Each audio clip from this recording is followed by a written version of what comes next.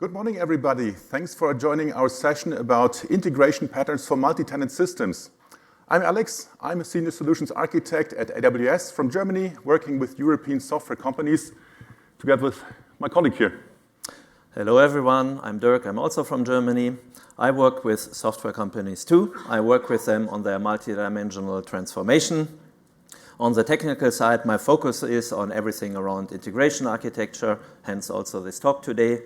On the business side, I'm very much interested in innovation culture and how tech communities can improve fragmented tech orgs.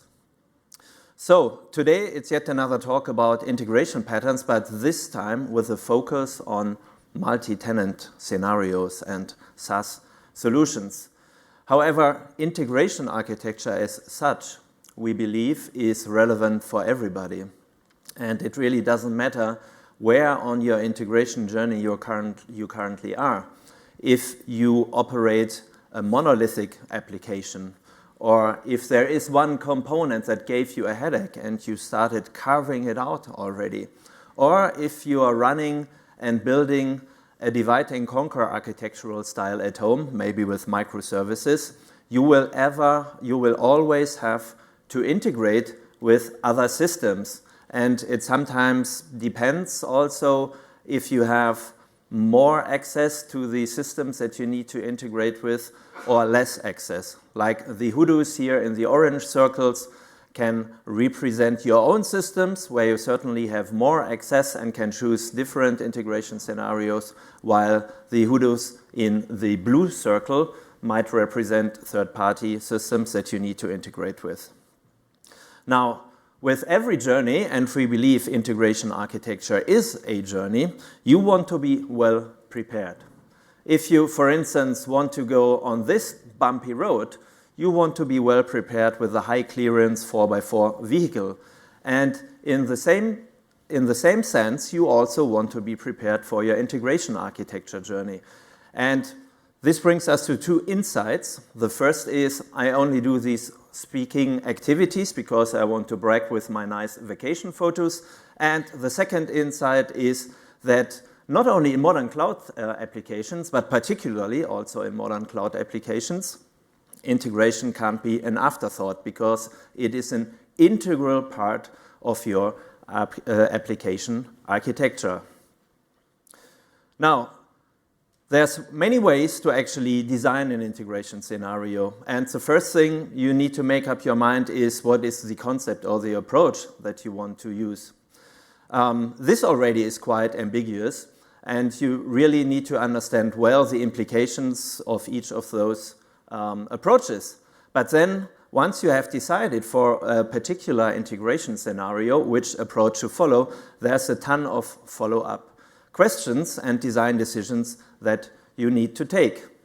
And each of those can easily fill a 1-hour tech talk on its own.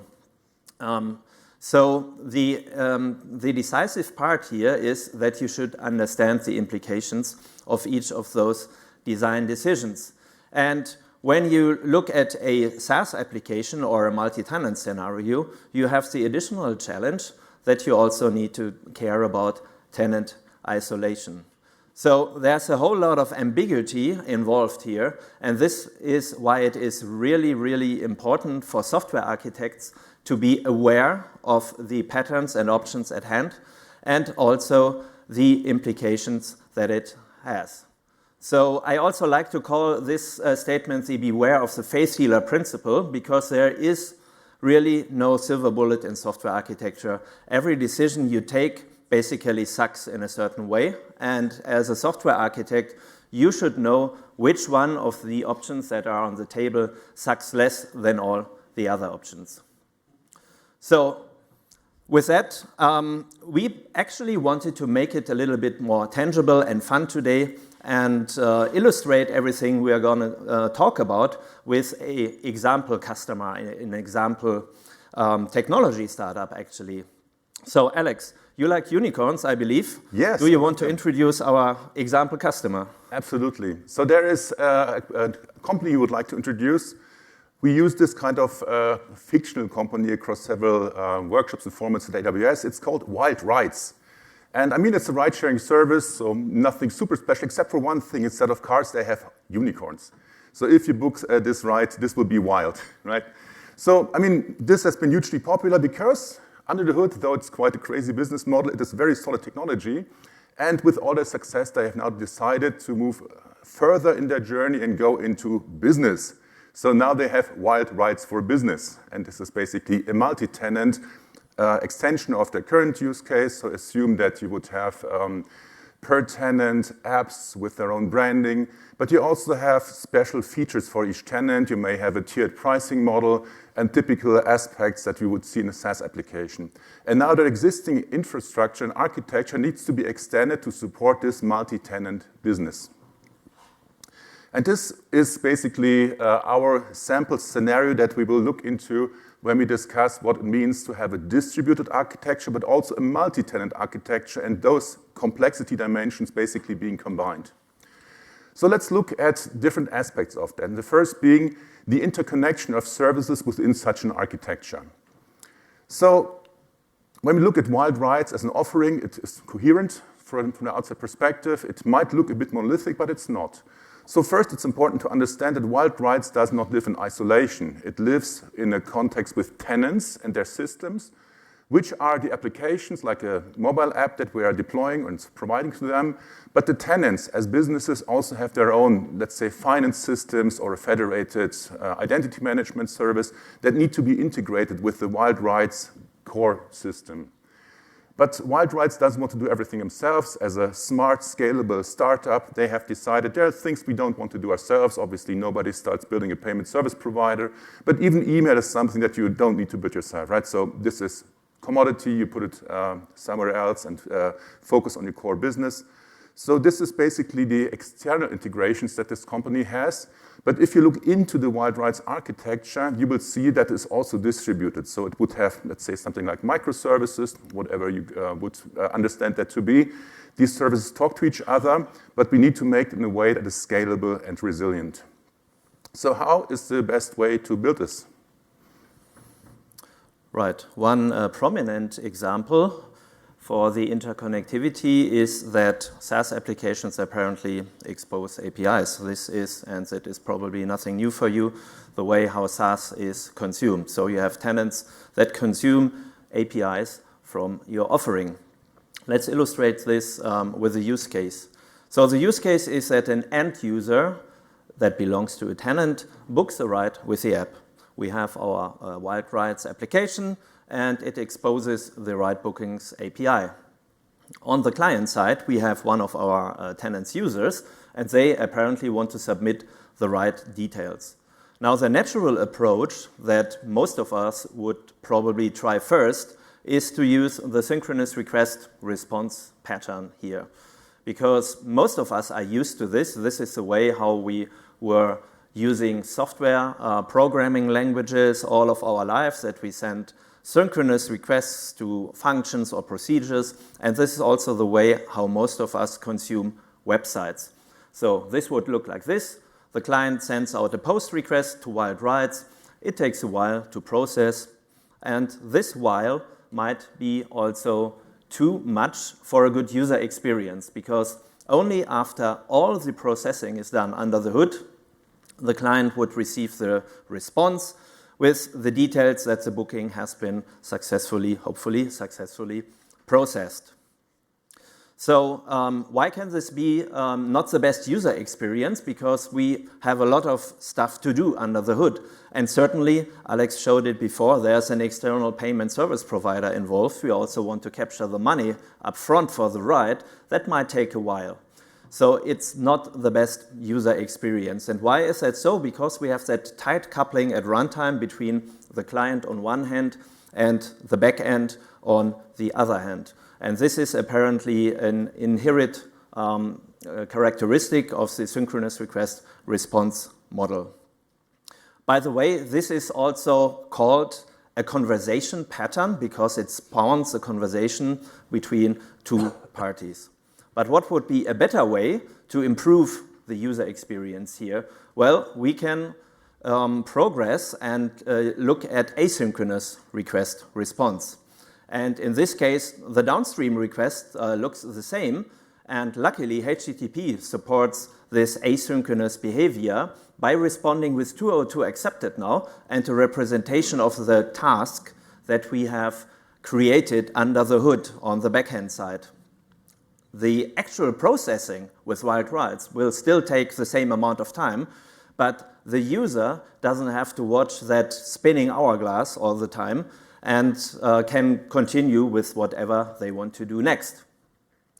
Now, in the best case, you are also a nice citizen and provide your customers with a representation of that status and a link for the customer to retrieve a status update. So that the customer, while they are waiting for the processing, can have a look, hey, how far are we already? So in this case, they can use the link that has been provided with the response and send a GET request downstream to retrieve a status update. And if they do it very quickly, there will still be the task and status representation, hopefully with a link to retrieve another update.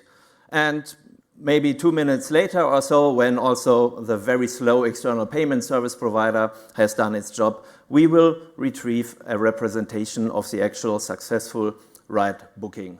And that's the convenience functionality that I would recommend to offer your customers. However, you obviously don't want to force them to use this and also provide a push notification once you are done with that.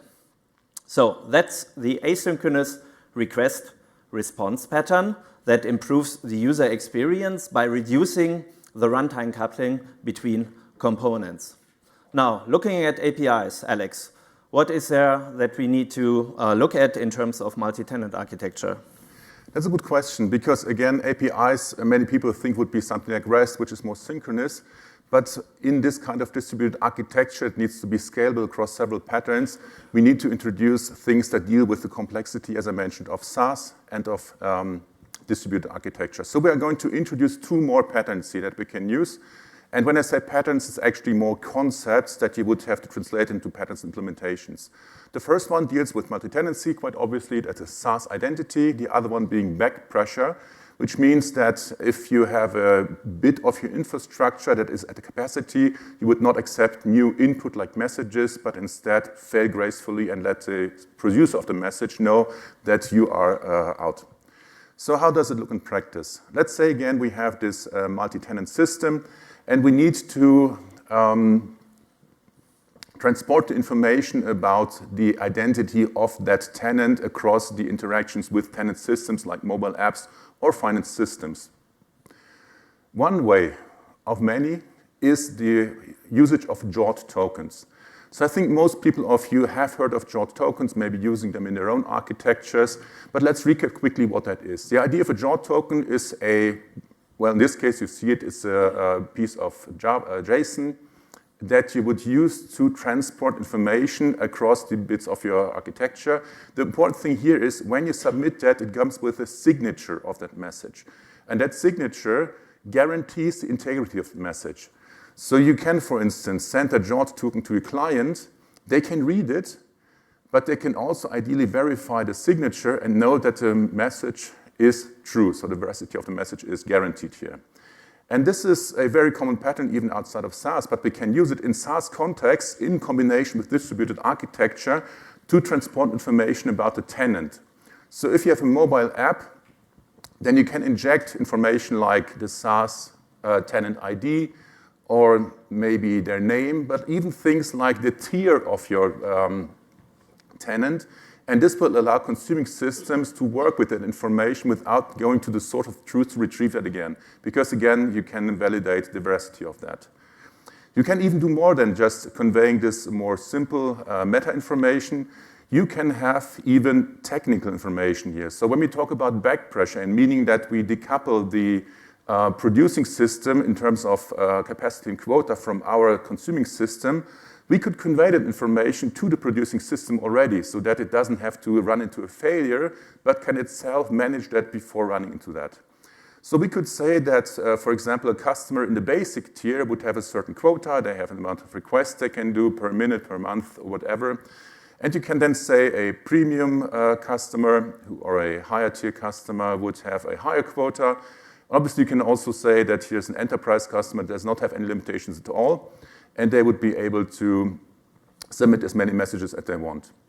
So this is the way to kind of extend the functionality of JWT tokens in order to convey that information to your producing systems without having them run into failures.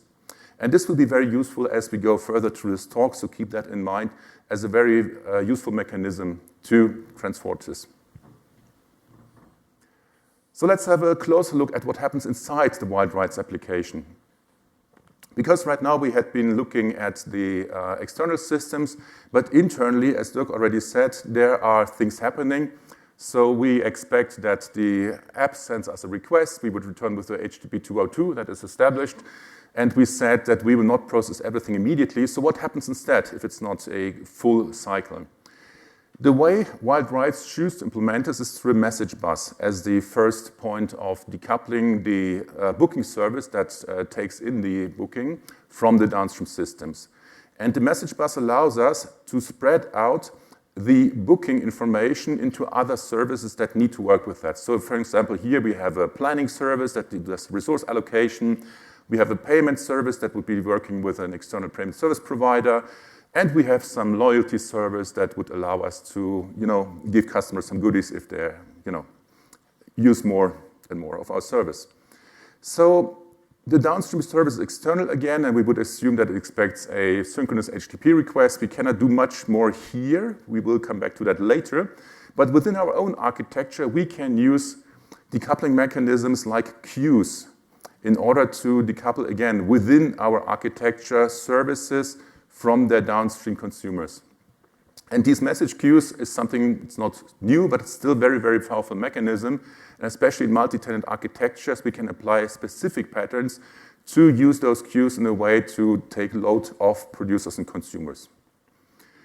We can even use queues as we evolve our architecture. So let's say this loyalty service turned out to be a bit sluggish and slow, and really we don't need to process loyalty information in real time. So this is not very relevant to the booking. So we say after a time, we introduce a message queue and refactor the custom loyalty service to consume those messages afterwards.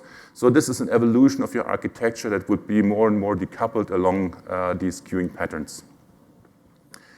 Now, the queues being our main way to create resiliency and scale is something worth looking deeper into. And so if we look into what the queues do here, pushing the wrong button. We see that basically we have a producing system with multiple tenants. We have a consumer, and we will not look closer into that, so it's just a blue box at this point. But we have now a queue that contains the messages of several producers. And that is a very good mechanism. So in a stable, happy scenario, there will be no problem. Messages will be consumed, processed as we go. But it may happen that one of those tenants will start a large backlog of messages. So that can happen under two circumstances. One would be that specifically that tenant or the users from that tenant would create a lot of booking rights, like let's say some tech company has a large event and would invite everybody to use their ride services. Or it could be that the consumer has a tenant-specific problem, like a misconfiguration or some contractual thing not working right. And that could lead to a scenario where that particular tenant kind of clogs the queue for you. So that would lead to that tenant using up the resource or clogging it and causing a starvation of the consumption of messages from other systems. And this is what in a multi-tenant system we call a noisy neighbor. So in this scenario, tenant 1 would be a noisy neighbor that impedes the business functionality for all other tenants. And this is the question, can we do something about it, Dirk? Do you have an idea? I have several ideas. Nice. Let's start with a general consideration. A general consideration that you can always apply in this situation and in other situations is load shedding and back pressure. We've already heard about back pressure on API level, but you can also use it further down the line, for instance, directly on your producers. But let's go one step back and have another look at the characteristics of queues.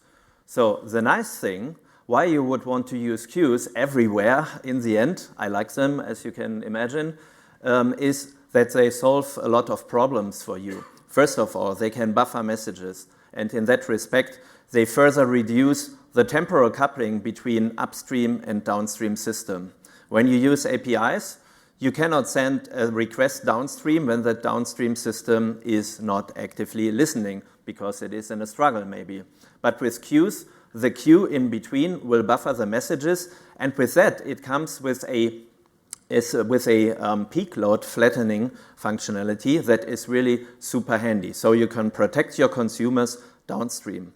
Also, because every message that goes from a queue to a consumer goes to exactly one consumer, you can easily scale out on the consumer side if the number of messages in your queue becomes very high.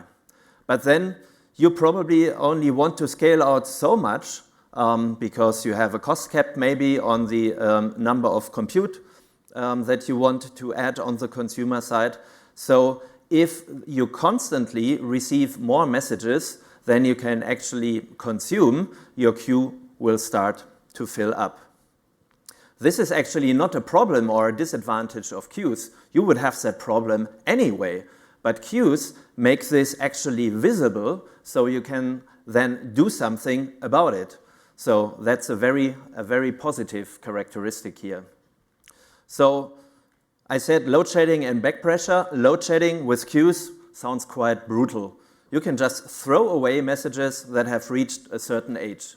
You wouldn't want to do this blindly, but let's imagine in our ride booking scenario, you might have an ETA or an SLA rather that says, okay, dear customer, we guarantee within 5 minutes your booking is processed. If a message related to that is in the queue for more than 10 minutes already, you can probably throw it away because the customer is not interested anymore. But probably you don't want to apply this blindly. An important thing to mention here is also this is rather a business decision and not a technical decision. So the person who owns this use case, this feature, needs to decide, okay, when can we consider a message stale and should probably throw it away. Now, back pressure is, on the other hand, a signal that you can send to your producers to slow down.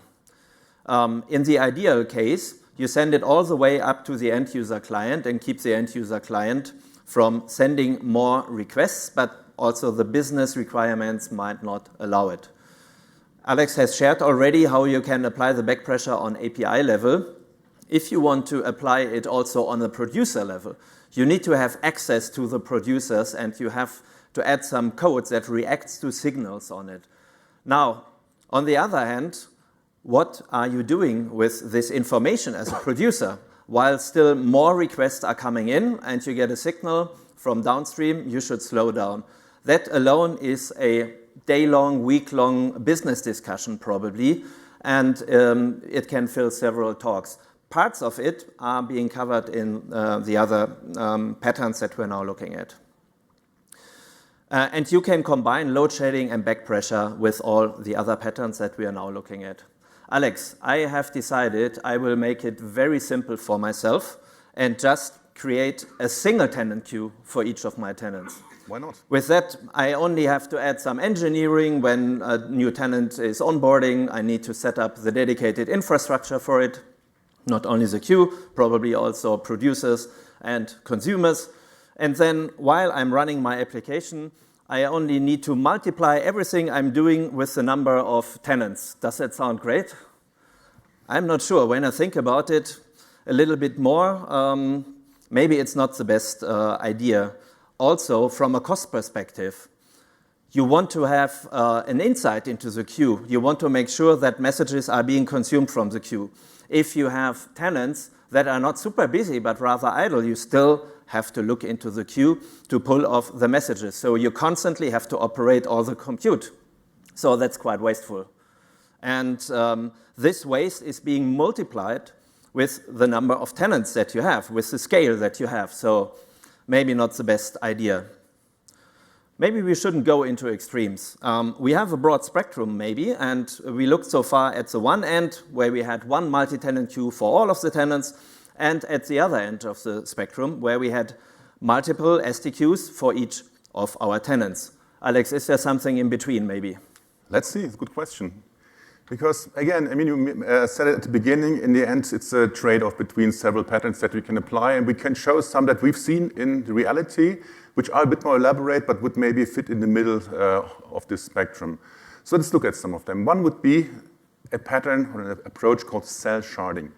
The idea here is that rather than having a multi-tenant queue for everybody or a single-tenant queue for each individual tenant, you would share queues between several tenants. And the idea here is basically that you reduce the overhead of the infrastructure deployment and at the same time still have the reduction of the blast radius. So for instance, if 2 tenants would share a queue and tenant 1 would become a noisy neighbor, then the only affected other tenant would be tenant 2. Still bad enough for them, but if you think about a, let's say, operational scenario where you need to investigate and address this and reach out to customers, then you would have much less headache if you just had to talk to 2 tenants than everybody. Right? So this is a valid approach that we've seen in practice. Again, it's a trade-off between the simplicity of a shared queue versus the complexity overhead here and the reduction of blast radius. But we can take this even one step further. Another pattern that we've seen in practice is called shuffle sharding. It looks a bit similar like the one we've seen before. We again have tenants distributing into queues, but here it's a bit of the other way around. So rather than sharing one queue between 2 or 3 or 5 tenants, or however you see fitting, each tenant would write into multiple queues. So in this case, you would see that one tenant writes into 2 queues. What's important to understand here is that you need to monitor queues, because the idea here is that you would monitor the size of the queue. You can do this with CloudWatch, for instance. And if one queue fills up, the tenant would be writing into the other queue that they have at their disposal. You see here a mapping of, I think, 8 queues to 8 tenants, but of course you could have a higher number of tenants writing into fewer queues. That really depends on the load patterns that you have in the architecture. Now, what happens if one tenant becomes noisy? Let's say tenant 1 starts producing a lot of messages and fills up both of the queues they're allocated to. The good thing in this scenario is that tenant 2 would still have another queue they can write into and would not be affected from that noisy neighbor as such. The same is true for tenant 8, who, as you see in this, would also be writing into a shared queue with tenant 1, but again, they have another one they can write into, so they also would not be affected unless they themselves or other tenants in the shared queues would become noisy neighbors, but the likelihood of that happening is considerably small. I think we calculated it's for a set of 100 tenants sharing them, it's in the area of 0.02% of likelihood happening. So this is a very resilient pattern. It comes with an overhead of having to monitor the queues, of course, of setting them up and maintaining them. As you onboard new tenants, you will have to review if the setup is still enough. So there is some maintenance and engineering overhead involved, but it can help you to not run into the overhead of having all the consumers, all the queues for each tenant. Now, the previous 2 patterns, and actually also the multi-tenant, single-tenant queues, assume that all tenants are treated equally, which is nice, but in business, we may have different pricing models, we may have tiers, and in that scenario, we could say, actually, we combine this in a different way. So rather than having these kind of cell sharding and shuffle sharding approaches, we would say simply, for premium customers, we would have a dedicated queue, and they would not be affected by noisy neighbors, whereas for basic tier customers, you would have those shared infrastructure, assuming also that they don't have that many messages to produce, and everybody could be happy. So this is also a valid approach. Again, has some engineering overhead, but it would scale with the customers that also pay for those services. So this is quite static approach, but it helps you to build this out. But it would be cool if we could do this a bit more dynamically, right? Indeed. Should we look at it? Yes, please. All right. So we can actually build on this approach and look at a dynamic version of this.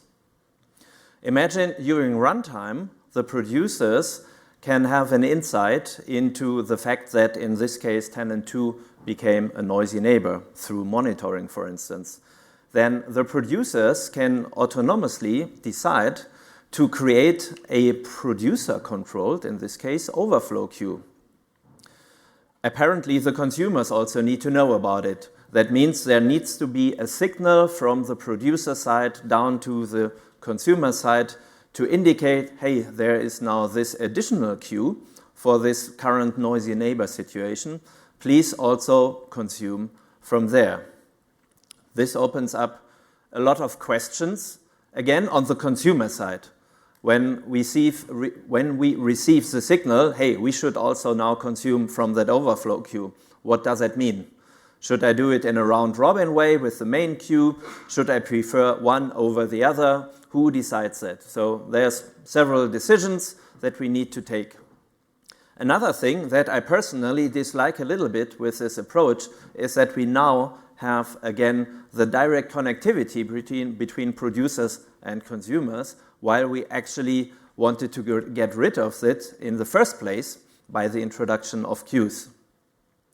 And then another question on the consumer side actually is, would we reuse the current consumer fleet, or would we actually create some overflow consumers? Well, from a SaaS pricing and packaging perspective, you can make up your mind also in such a situation. Would I charge that particular tenant an extra cost for that because we have some effort? You can maybe do the same from the other way around, a consumer-controlled overflow queue, because there are situations where the noisy neighbor situation isn't detected really from the producer side by a lot of requests additionally coming in, but maybe from the consumer side. If you run into a situation where the actual message processing takes more time than expected, or you receive an increased error rate from those consumer processing parts. In that case, the consumers can actually do the similar thing and also trigger that an overflow queue is created for this noisy neighbor. And now the consumers need to send a signal to the producers, hey, please use this queue now also for all subsequent messages for tenant 2. Well, then again, how do you balance on the consumer side with the two queues that you now have, and maybe there's a third noisy neighbor even, and you have an overflow queue for that one too. There are tough decisions required here. So when would I use my consumer capacity for the main queue, and when from the overflow queue, so that I make sure I don't leave anyone back in starvation. Also, there's quite some engineering required here to do that. Dynamically create all that infrastructure and also make sure when the noisy neighbor situation is scaling down again, that we don't throw away a queue while there are still messages in it. It can be quite hard to build this all and to decide on all those questions how to use my capacity. Alex, what do you think? Wouldn't it be nice if there was a cloud service that could just implement this for us? Yeah. And leave it in a way that it still looks like one queue? Yes, that would be awesome. Not so much engineering effort. Isn't that what the cloud is all about? Yes, that's right.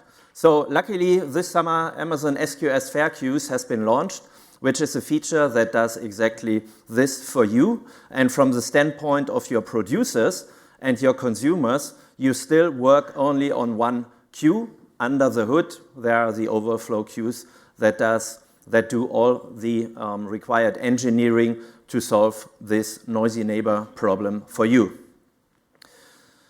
Looking at SQS, I mean, if you employ queues in your architecture, you shift a lot of operational responsibility to that messaging system, right? So you want to make sure that this is one that is highly scalable, available, and reliable. And in terms of scalability, I can mention a fun fact from Prime Day 2025. At peak, Amazon SQS handled 166 million messages per second, exactly. So it is for sure scalable. All right, now we can continue with the next chapter.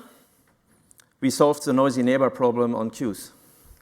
Yeah, so keep that in mind. Again, combine the complexity of multi-tenant systems with the complexity of distributed architectures, and again, queues are not the only way. You can use different mechanisms. We have seen message buses. You will probably know about streaming systems. They help with decoupling, and they underlie similar mechanisms.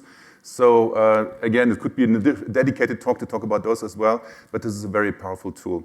And we can actually employ this also when we talk to external systems. So we have seen before in our example architecture that we call several external services. And if you have built these types of applications, you probably know that dealing with payment service providers can be especially challenging. So in the next scenario, let's isolate some building blocks from the architecture and look a bit closer how the flow works here and how we can enhance that with the tooling that we have established. So assume that we have three contexts. One is the tenant context, where we have a user app calling our booking flow. And of course, at the end of this whole round trip, we need to inform the finance system of a transaction being made. The whole thing will go through our booking flow, and we'll see in a second what we can do here. But the system we need to interact with is the payment processor of our PSP. As we have said, the PSP expects a synchronous call. We cannot do much about that. It might be that they are able to send notifications, or maybe they also do this 201, 202 thing, but expect that we cannot have them call from a queue. But we can use queues ourselves within our own context. We just need to proxy the access to the queues. So in this flow, we would have a request queue for the basically outbound messages. But because the payment service provider doesn't even know what SQS is or our dedicated cloud services, we would have a little proxy service that is just there to pull from our queue and make the synchronous call. This may seem a bit redundant, but the obvious benefit here is that we don't have to implement this within the booking flow, and potential breaks or congestions would not affect the pure booking flow.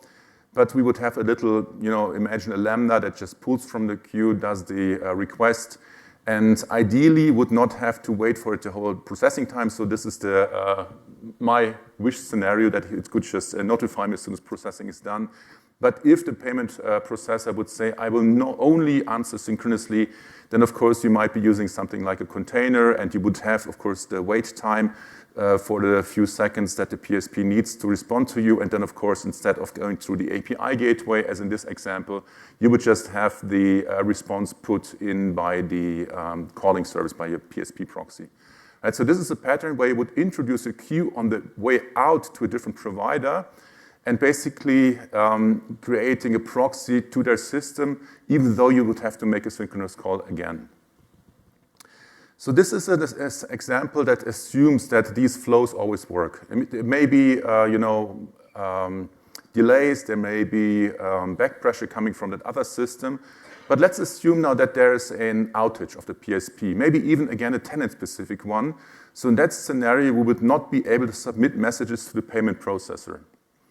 The way we could address this is by the pattern of a dead letter queue. So the idea is that you have another queue where messages that could not be processed would land into, and would, for example, if it's about payments, could go into a reconciliation service that once daily just processes the failed messages and tries to capture the payment.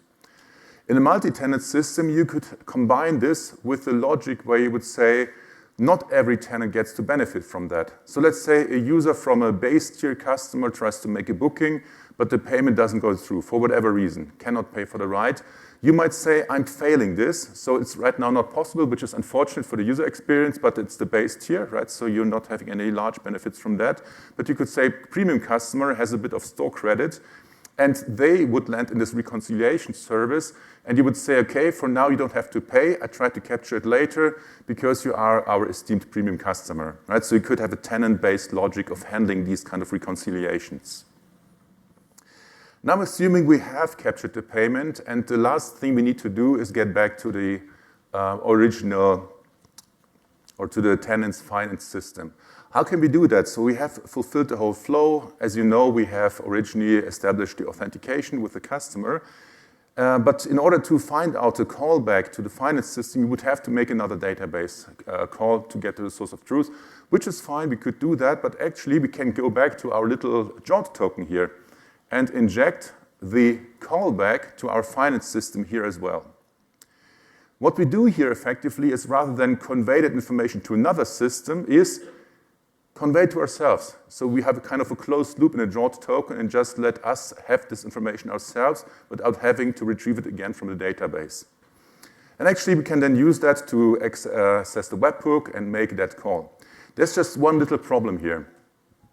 These JWT tokens are signed, and we can be sure of the integrity of that token. But if that callback, which is effectively an API call, contains any kinds of tokens, then this is unencrypted. Right? So we need to be very careful if we put confidential information there.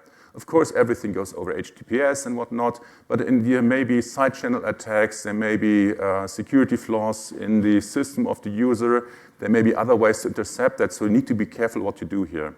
And so it's important to emphasize, if you employ this JWT mechanism to transfer information across your architecture, either within your own architecture or with external partners, you need to not only sign this message, but ideally also encrypt it. And the good news is that there's a standard around JWT, so most people know JWT, but I'd like to show here that there's a whole standard around that also has, as you see in the third line, an encryption standard. So RFC 7516 allows you to have encrypted JWT tokens. And if you employ that mechanism to convey confidential information and need secrecy on top of veracity, then you need to encrypt it as well. The good thing is there are several libraries that do it for you, so with a few lines of code, you can build that out in your architecture. Now, this has been several use cases where we talk about about queues and about JWT tokens to convey information, but it might be that now we need to externalize the state. How would that work? Let's see. To introduce that, let's have a look at another complex integration pattern. It's also a conversation pattern. It's called the scatter-gather pattern, one of my favorite ones. And it addresses the question, how can I distribute a task to several parties and afterwards collect the result to find the best response or maybe aggregate those responses. How would that look like? We have that requester, and here, since the same request should go to multiple downstream systems, the recommendation would be to use a publish-subscribe messaging channel here, for instance, Amazon SNS topics, thinking again about shifting the operational responsibility to a third-party system, and Amazon SNS is capable of that. Now, this message, or those messages rather, reach all our responders. They can work on their individual response and send those responses back to a response queue where later then an aggregator in the context of the requester can do some aggregation, and there's a final processor for the final processing. So again, this is about finding the best of all responses or creating the accumulation of all responses that are coming in. There's one thing, however, or actually two things, two helper patterns, namely, that we need to make sure that also the responders know where to send their response, and then also the aggregator and processor systems afterwards can assign those responses to a previous request, which is the correlation ID and return address pattern. That's meta information that we inject into the messages. Here, message A contains an address of that response queue and a correlation ID that the responders are asked to also forward back into their responses. What is a practical use case for this, actually?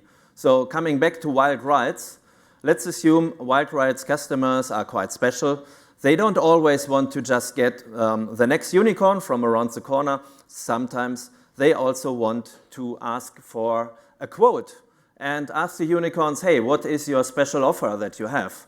For instance, we're in Las Vegas this week. Maybe there are unicorns that offer free drinks during the ride or so, and maybe a customer is interested in that. How would that look like? Implementing the scatter-gather pattern with a concrete use case. So again, we have the wild rides customers, they use their app, and then it reaches the ride booking service. What happens here? So we have an intake processor, and now comes the state, the external state, into play.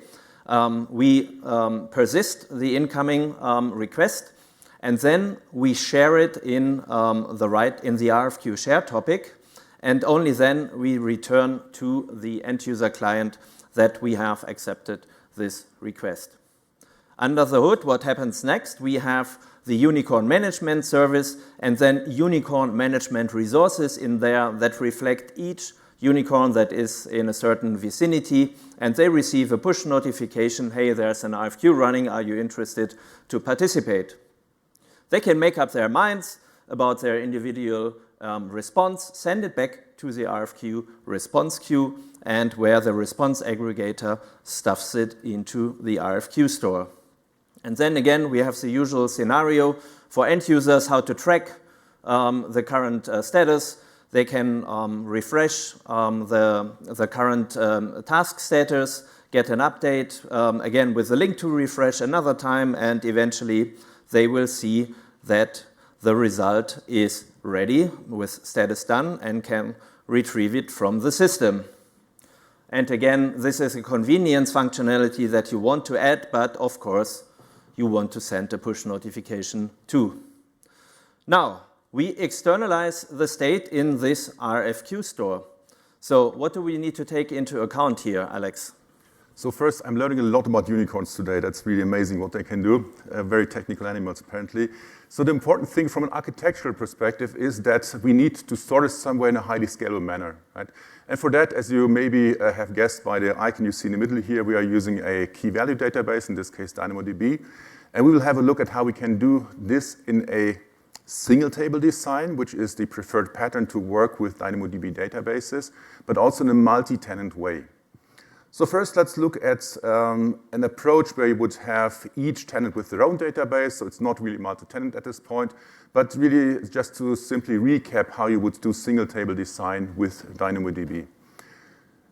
If you haven't worked with DynamoDB yet or designed these kind of single table approaches, there are a few concepts that you need to understand. So unlike in a relation database where we would normalize the data and have several tables for each entity, you would put all the data objects into one table and have them identified by a combination of a partition key and a sort key.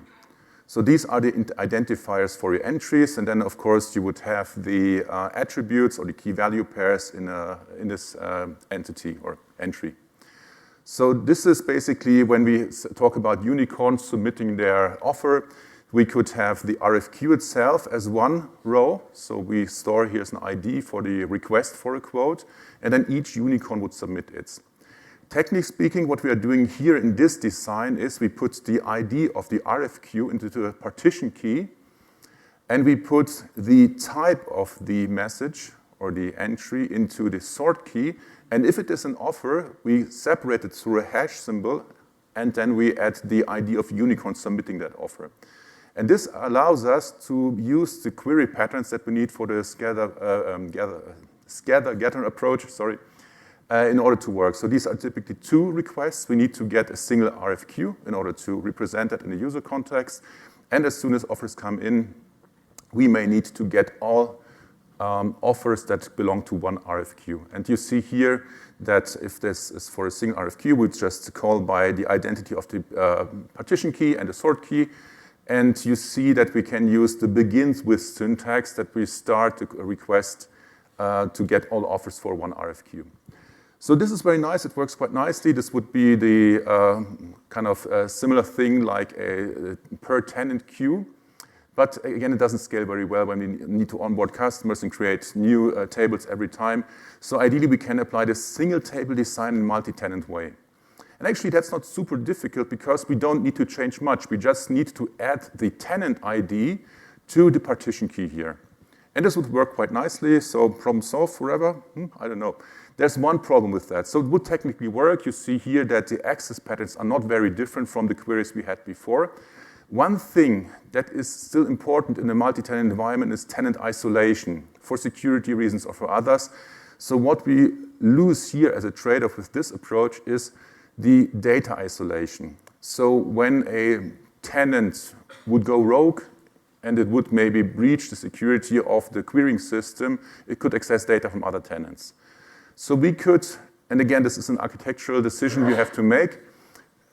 Also build this in a slightly different way. And this would be, we put the tenant ID as the sole partition key and would have all other information about the RFQ ID, about the unicorns and their offers into the sort key. This would work almost there as well. And you could now use identity access management, as you see on the right-hand side of the table, in order to have a role-level isolation of these entries. And now you could say each tenant only gets to see their data based on the assumption that the request would be made with this identity. There's, however, another problem here, especially when you use different types of key value stores, and this is called hot partitions. A hot partition is when, as you see here, we have the partition key. If a lot of entries go into one partition key and create, because in the end it's stored physically somewhere, there are certain limitations. So first, there is a maximum partition size that is 10 gigabytes, if I'm not mistaken. And it used to be that if you have a lot of queries into one partition key, that you would exceed your request resources.